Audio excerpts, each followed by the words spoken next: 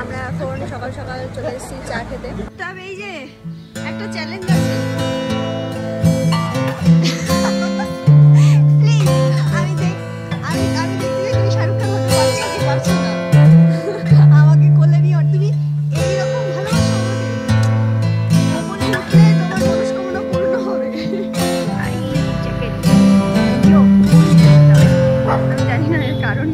पीछे का राज क्या है?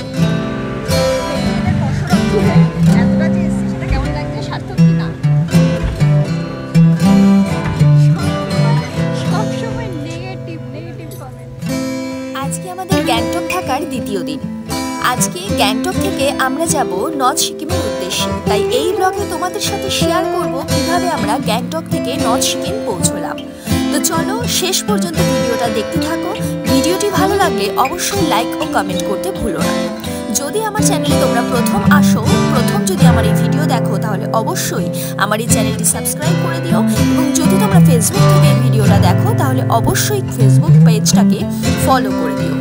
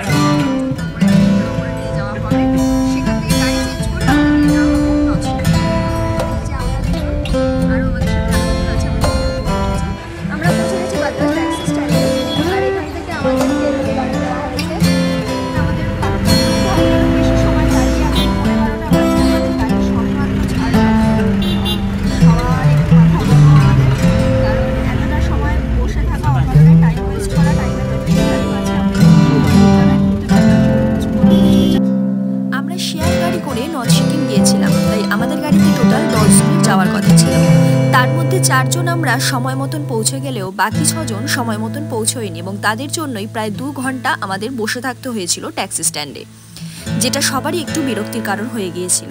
যাই হোক, শেষ পর্যন্ত আমাদের জার্নি শুরু হলো এবং আমরা এই সুন্দর দৃশ্য দেখতে দেখতে এগিয়ে চললাম লাচুংয়ের উদ্দেশ্যে।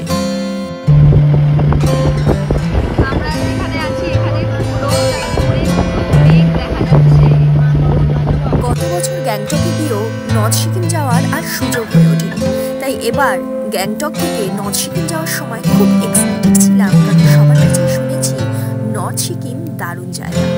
সত্যি তাই কি? পাহাড়ের আঁকাবাঁকা পথ ধরে সুন্দর গান শুনতে শুনতে এগিয়ে চললাম লাচুংয়ের উদ্দেশ্যে।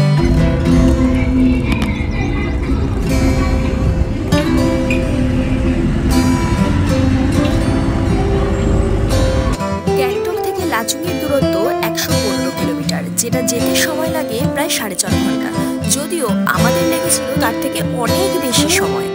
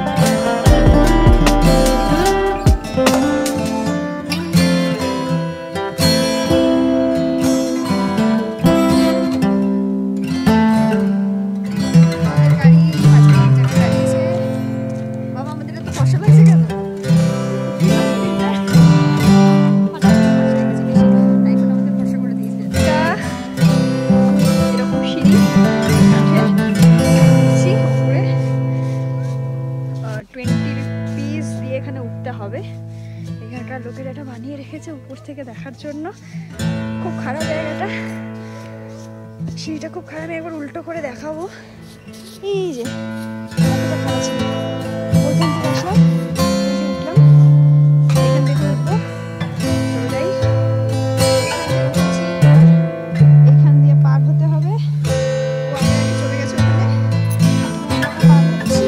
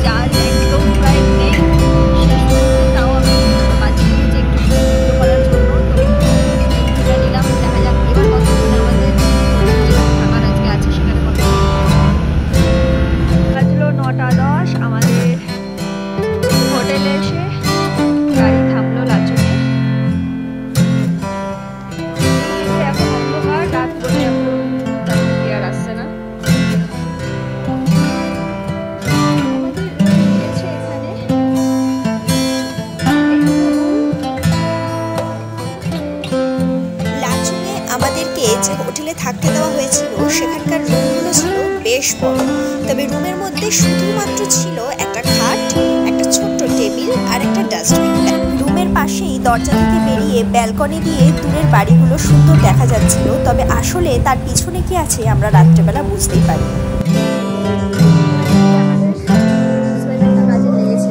যদিও আমি নিজের সোয়েটার আনিনি, কারণ আমাদের যে আমার সোয়েটার বাড়িতে ওই বাড়িতে তো আনার কোনো সুযোগ পাইনি। ওর সোয়েটার, ওর টুপি সব কিছু নিয়ে চলে এসেছি এবং সেটা পরেই এখন ঘুরে বেড়াচ্ছি। ফাইনালি সেটাও লাগলো আমাদের। এইদিকে ও বসে আছে, পাশে গান হচ্ছে, এবার দেখাবো। আর আরেক জায়গায় ডিনার চলছে, তো ওখানে এখন ভিড় হয়ে গেছে বলে আমাদেরকে বললো একটু অপেক্ষা করতে।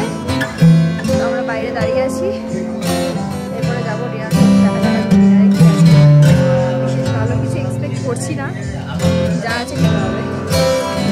আমরা বসলাম এখন ডিনার করতে।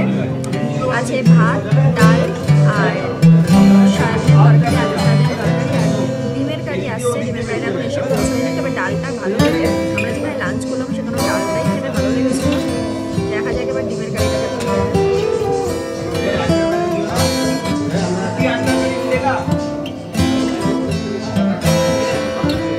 সেদিন রাতে আমরা যথেষ্ট টায়ার্ড থাকায় আর দেরি না করে ডিনার করে ঘুমিয়ে পড়ি, কারণ পরের দিন ভোর 5:30টার সময় আমাদের উঠতে বলা হয়েছিল। পরের দিন আমরা কোথায় গিয়েছিলাম আর কি কি করেছিলাম সম্পূর্ণটা তোমাদের সাথে শেয়ার করব পরের ব্লগে।